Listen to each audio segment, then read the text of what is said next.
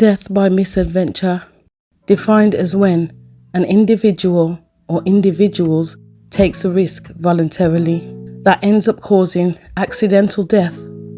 Also defined as when death arises from some deliberate human act which unexpectedly and unintentionally goes wrong.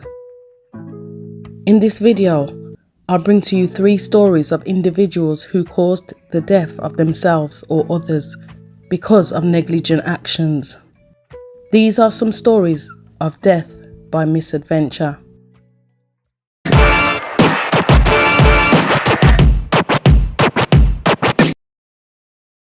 11-year-old Lee Scott Harmon, born to parents Robert Harmon of Prince's Court, Blackpool, and Joyce Scott of Drakelow Avenue, Marton.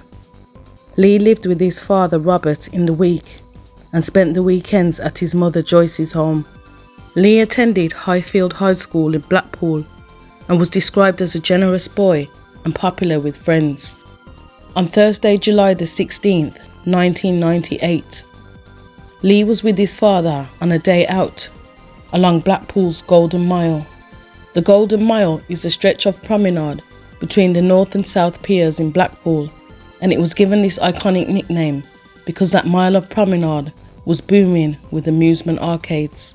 Lee's father, Robert, then decided to meet up with friends in a pub for a few drinks and a game of pool, but no children were allowed into the pub, so Dad Robert allowed 11-year-old Lee to go to the nearby arcades, telling him that he must be back in 20 minutes.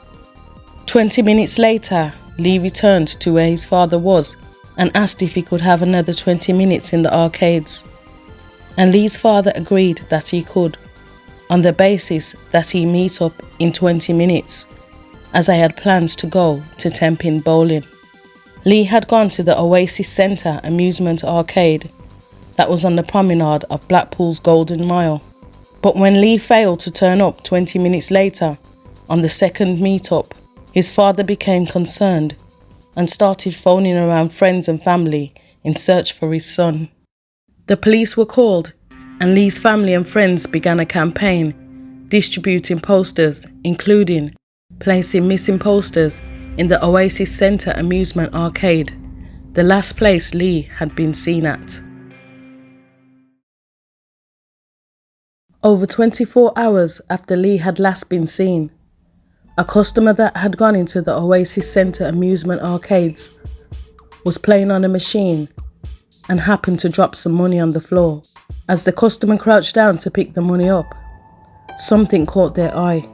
There, at the back of a winner toy teddy bear grab machine, the customer spotted the body of a boy. It was the body of 11-year-old Lee Scott Harmon, and he was dead. He'd been electrocuted by the mains at the back of the teddy bear grab machine. At the inquest into Lee's death at Blackpool's Town Hall, it was revealed that Lee had crawled behind the teddy bear grab machine to steal cash and prizes, and whilst doing so, he'd been electrocuted by up to 240-volt current of electricity that went through his body. He'd been found with his hand still reaching into the machine. Police officer Ian Norton of Blackpool Police, who attended the scene, stated that more than £15 in loose change was found in Lee's pocket that he'd taken from the machine. 2 of Lee's friends came forward to give evidence at the inquest, but could not be named for legal reasons. One friend told the inquest that 2 weeks before his death, she was with Lee in a photo booth in the same arcade when he slipped through a side curtain and through a tiny gap, which gave him access to neighbouring machines. Lee then put his hand into the back of the machine and stole £3 or £4, which he then split between them. Another friend told the inquest how Lee had told him that he got cash and teddies at the arcades for free. The jury at the inquest of 5 men and 4 women retired for 25 minutes before giving a verdict of cause of death, death by misadventure. The inquest also revealed that the staff at the Oasis Centre amusement arcade had no training on electrical safety, and a panel was missing from the back of the machine next to the one Lee died at. After the verdict, Lee's dad, Robert Harmon, said, "I am unhappy. It wasn't the verdict I wanted because it implies that Lee was in some way responsible for his own death." The family solicitor, Graham Stewart, added, "Profit seems to come before health and safety at amusement arcades." Infuriated with the verdict, the family instructed lawyers to take on civil action against the arcade. Blackpool Borough Council brought charges against Joyland Amusements Ltd, the company that owned Oasis Centre Amusement Arcades, and company directors Gerald Steinberg and Stephen May admitted 3 charges of breaching safety rules at Preston Crown Court. Representing them was barrister Sue Denny. During Blackpool Borough Council's investigations into the death, Health and Safety Officer Robert Ridley said that their investigation found that the position of the machine was inadequate to prevent someone from gaining access to the rear of the machine, and that despite replacing a missing panel on another machine a few days earlier, staff should have checked the other machines for the same problem. The Health and Safety Officer also said that staff and management appeared to be concerned with security matters, but didn't enjoy similar knowledge of health and safety. The officer said that the arcade had been written to on 2 separate occasions by the council health and safety team, first in 1992 and then again in 1996, just 2 years before Lee's death, over concerns following routine inspections. Management of Oasis Centre Amusements both said that the key operated panel at the back of the teddy bear grab machine would have been in place when Lee approached it. During the court case, prosecutor John Barrett asked for the case to go to Crown Court because the case involved a fatality and the company had been on notice that children were misbehaving and operating behind the machine when the accident happened. The prosecutor argued that because of these reasons, then any punishment that could be given by a magistrate court was not enough.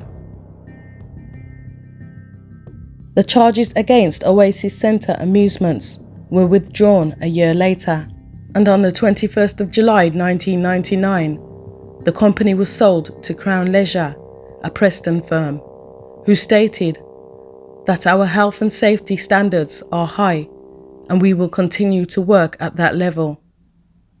25 years after the tragic death of 11-year-old Lee Scott Harmon, the amusement arcade has been turned into Madame Tussauds Waxwork Museum.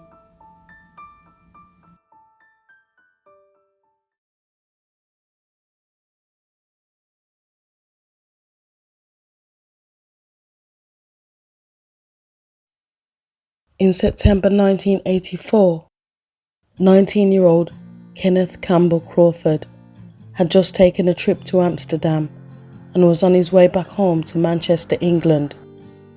He had gotten onto a train in Harwich with his friend Clive Trevor Wellington onto the train that was heading northwest towards his home in Manchester.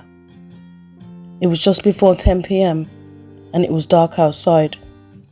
In the carriage that the boys had gotten into was an American serviceman, Sergeant William Smith, and Vincent Lloyd, a passenger who was travelling home to Wolverhampton after a cycling trip in Holland with his wife. During the train journey, Kenneth and his friend Clive became bored and decided to mess about. They decided to climb out of the carriage window several times and cling to the side of the train as it drove at speeds of up to 80 miles per hour. Passenger Vincent Lloyd claimed that the 2 boys were joking about. After leaving Oakham, Kenny decided to up the ante and show off some more. So he decided that he was going to climb out the window again, go onto the roof of the train to ride the train, and then come back into the train on the other side window. As Kenneth climbed out the window and went up onto the train, his friend Clive said, "He's going to go over the roof and come through the other side window. He's done it before." Suddenly, there was a loud bang, to which Kenneth's friend Clive, who was still in the train, cried out, "Kenny, Kenny, are you there?"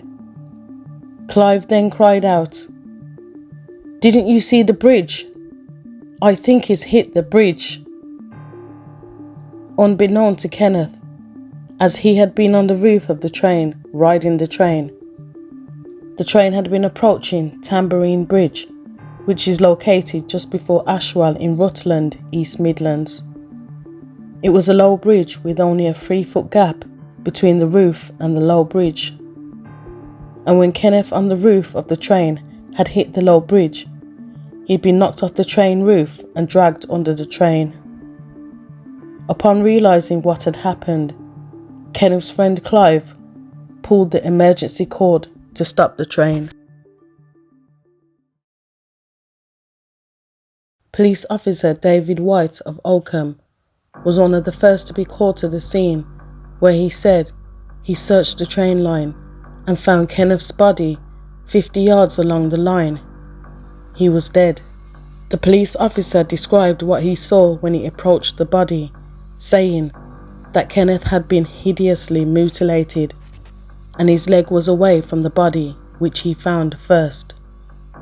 The pathologist reported that Kenneth had multiple injuries and described the youth's behaviour as a highly hazardous adventure. The inquest into 19-year-old Kenneth's death was the next month, on the 30th of October 1984, and was held before a jury, as is necessary when death occurs. The American sergeant who was on the train gave a detailed description to the jury of the events that occurred, and Vincent Lloyd, the passenger who also witnessed the death, also testified at the inquest. Clive Trevor Wellington was also called to the witness box to give his version of events, but the coroner, Mr. Philip Tomlinson, strongly advised him to exercise his right not to answer questions, as it might prejudice him in criminal proceedings. After weighing up all the facts of the case, the jury returned a verdict of death by misadventure. 19-year-old Kenneth was buried in his hometown of Gorton, Manchester.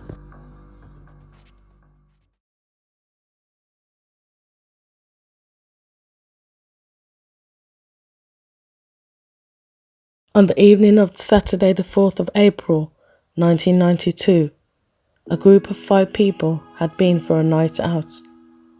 They were 27-year-old Neville Swales, a power station worker, his fiancée, 28-year-old Marie Garbott, a machinist, and her 24-year-old sister, Louise Garbott, a shop assistant who had also just left college. Also on the night out was the brother of the 2 sisters, 26-year-old Peter Garbott, and another male passenger, 22-year-old Trevor Turner. All were childhood friends and lived on the same street, Richmond Road in Moor Ends, a village in Doncaster, South Yorkshire, England. Just before midnight, all 5 got into a Ford Capri car, driven by Neville Swales, on their way home. Neville was said to have drunk 6 pints and decided to show off. On approaching an unmanned level train crossing, it's been alleged that Neville decided he was going to play chicken and beat the train. As the red lights began to flash as a pre-warning that the level crossing barriers were coming down, Neville decided to put his foot down and zigzag around the train barriers. Eyewitnesses said that Neville accelerated the Ford Capri to between 70 to 80 miles per hour, ignoring the flashing lights, trying to beat the train. His judgment was most likely impaired by the amount of alcohol he had drunk. 27-year-old Neville Swales gambled with all of their lives and lost. Witnesses who saw the whole thing unfold said that the two-carriage diesel pacer train was travelling at around 70 miles per hour. There was a loud bang and the car was hurled into the air on impact. As the car came down, it was dragged along the track, the metal causing sparks to fly. The car flipped over several times and was shunted 60 yards down the track. It took the train half a mile to come to a halt. Eyewitness Olive Davis, aged 47, who was out walking with her husband, Joseph Davis, aged 59, to their home in the village, which was just 100 yards away, witnessed the whole incident. And Olive said, "I could see the train coming, then the car appeared, and I said, 'Jesus, they're not going to make it.'" In a state of shock, Olive and her husband Joseph ran to help the victims. Olive ran to the driver Neville Swales, who had been thrown from the vehicle on impact and onto the tracks. She said, "As I held him in my arms, he stopped breathing and died." Olive then ran to the wreckage that was left of the car, where she said that one of the backseat passengers was choking, so she turned him over so he could breathe more easily. She said that he seemed to be in a lot of pain. The other male that was in the car had been half thrown out of the car and was hanging from the rear window by his leg. Both sisters were hurled out of the car on impact, with one sister being dragged along the track and found 40 yards away at the foot of an embankment. Both sisters were killed immediately. Their brother, 26-year-old Peter Garbott, and the other backseat passenger, 22-year-old Trevor Turner, had to be cut from the wreckage, seriously injured and critical but still alive, where they were taken to Doncaster Hospital, where they stayed in intensive care. All had suffered multiple injuries and massive skull fractures and were only a mile away from their home. The train driver was also taken to hospital with no serious injuries but suffering from shock. Luckily, the 11:46 Goole to Doncaster train he was driving had no passengers on board. The senior fire officer on the scene described the scene as total carnage, saying that the car was completely wrecked. British Rail started an immediate inquiry, and the parents of the two sisters that had died, as well as a brother that was critically ill in hospital, 58-year-old Peter and 56-year-old Joan, were absolutely devastated on hearing the news of what had happened to their children, and they were being comforted by friends and family. Close family friend Ray Whittaker, aged 62, said that Joan, the girl's mother, keeps on crying, saying, "My girls will never come back. They were such lovely kids." Ray also stated, "How can anyone recover from a tragedy like this? We are just all praying that Peter pulls through." The father of the two sisters that had died identified his daughters' bodies, and Neville Swales, who had been the driver of the car and also killed, had his body identified by his brother Graham.